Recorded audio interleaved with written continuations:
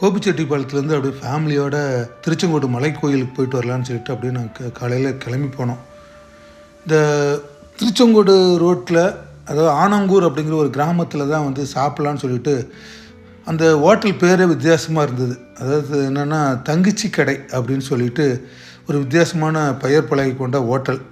சரி, அந்த கடையில் தான் வந்து ஃபஸ்ட்டு மச்சனனுக்கு வந்து ஒரு ஆனியன் ரோஸ்ட் கேட்டோம். ஃபஸ்ட்டு மாவு நல்லா பெருசாக வட்டமாக ஊற்றிட்டு பொடியாக கட் பண்ண வெங்காயம் தோசை முழுவதும் பரப்பிட்டு தேவையான அளவுலாம் எண்ணெயெல்லாம் தூவி நல்லா வெந்ததுக்கப்புறம் கீழே மடிக்கிறாரு, சைடில் மடிக்கிறாரு. அதுக்கப்புறம் டாப்பில் மடித்து ஒரு முக்கோண ஷேப்பு கொண்டு வந்து அந்த ஜாயிண்ட்டுக்கு வந்து இட்லி தோசை மாவு வந்து அப்ளை பண்ணுறாரு. 2-3 டைம் திருப்பி போட்டு எண்ணெயெல்லாம் அப்ளை பண்ணி வேக வச்சு கொடுத்தாரு. அதே மாதிரி வீச்சு புரோட்டாவுக்கு என்ன பண்ணுறாரு அப்படின்னா, புரோட்டா மாவு உருண்டை பிடிச்சது வந்து ஒரு புரோட்டா மாவு நல்லா தோசைக்கல்லில் நல்லா அப்படியே வீசுகிறார். ஏன்னா அவங்க பாணியில் ஸ்டைலில் அப்படியே வீசிட்டு அப்படியே சூடான தோசைக்கல் மேலே அப்படியே வச்சுட்டு அதில் வந்து பார்த்திங்கன்னா ஒரு சிக்கன் மசாலா, கரம் மசாலா சேர்ந்த ஒரு மசாலாத்தூள் ப்ளஸ்ஸு மிளகுத்தூள் அப்ளை பண்ணிவிட்டு கீழே மடிக்கிறாரு. அதே மாதிரி சைடில் மடிக்கிறாரு. 2 சைட்லேயும் மடிச்சுட்டு ஒரு முக்கோண ஷேப்புக்கு வந்து நல்ல எண்ணெயெல்லாம் அப்ளை பண்ணி வேக வச்சு கொடுக்குறாரு.